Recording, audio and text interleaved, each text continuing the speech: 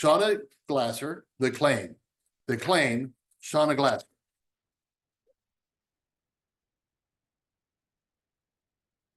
Good evening, distinguished Toastmasters, especially the newly minted Anthony Harrell, our distinguished guest who's with us tonight, Mr. Oakley, fellow Toastmasters.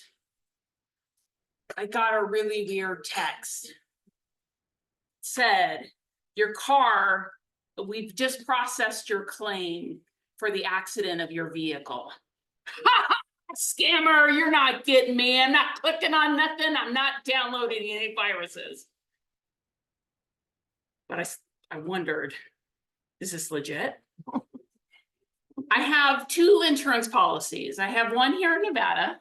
I have 3 vehicles here in Nevada. But I have an out-of-state college student who has a different insurance company in a different state, and it was coming across as his vehicle. I know what I'll do. Quickly went to my insurance company's website, did my credentials, same result. You have a claim for your vehicle. Okay, I'm not gonna panic. I'm gonna just text him, hey, can we talk? He didn't respond right away, but this is finals. I'm sure he's just busy with finals. He'll get back to me when he can, not a big deal.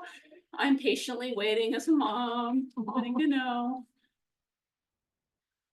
I thought either somebody was fraudulently putting in a claim and nothing was wrong with my son, or maybe he had a little fender bender. Sometimes the insurance company goes out on site, takes pictures, and will give a check right there on the spot. There's only 2 things that a mother prays for. Number 1, my kid is okay. And number 2, as a very high-priced teenager, it wasn't his fault, so that my insurance rates don't go any higher than they possibly are. Although if you say, how much higher can my insurance rates go with a 19-year-old male on the policy, the insurance company can say, hold my beer. Oh wait, they wouldn't do that because that would involve a DUI. I called the insurance company because it had a, you can find out more about this claim, call here. I called there. Hey, do you have any information for me? What's going on? Yes, ma'am. There was very dense fog and the driver lost control and went off the side of the road. Okay, I'm getting a little more nervous, but we're gonna keep her cool and ask some questions. Where did this happen? Did my son actually call in the claim? Or where did the claim come from?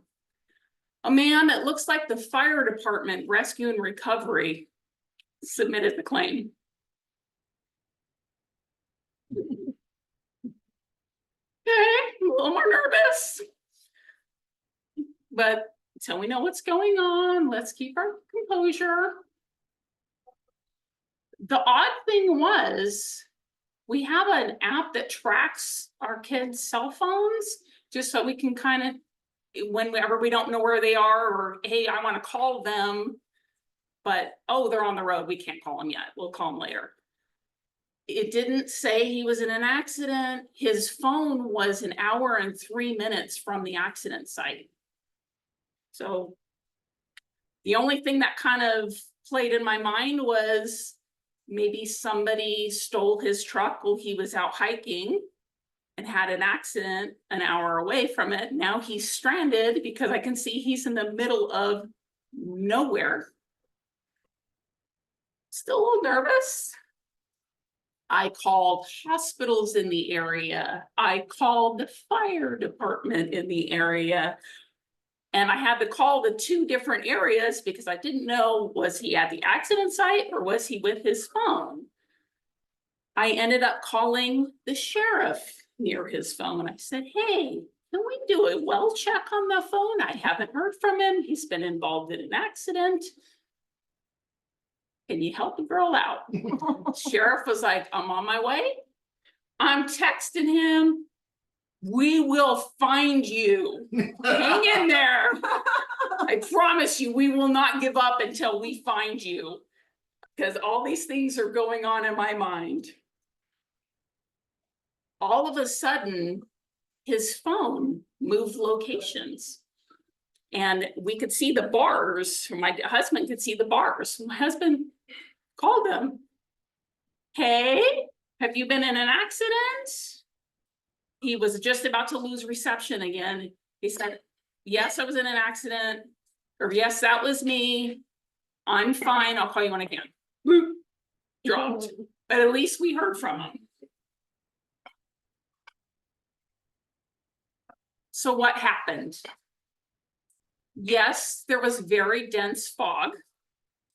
He was supposed to be veering to the left, but he went straight down an embankment, and he stopped about 5 feet before he hit some water. He threw the car in reverse, but the wheel started spinning because it was kind of muddy where he was. And the truck started lurching forward closer and closer to the water. He was like, let me just stop what I'm doing because I don't want to get in, because the car going in the water is probably the worst situation that can happen right now.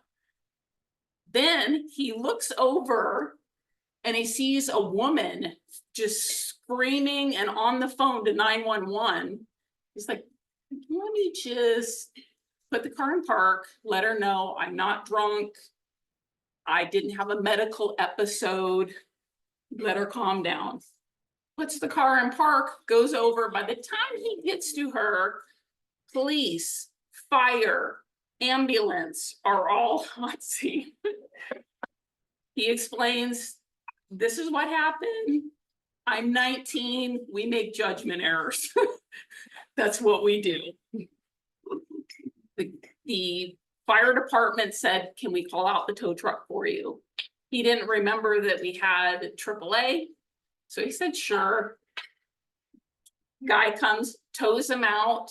The guy who also, because this is such a small town, was on the volunteer fire department, put in the claim for him so he could be reimbursed for the tow.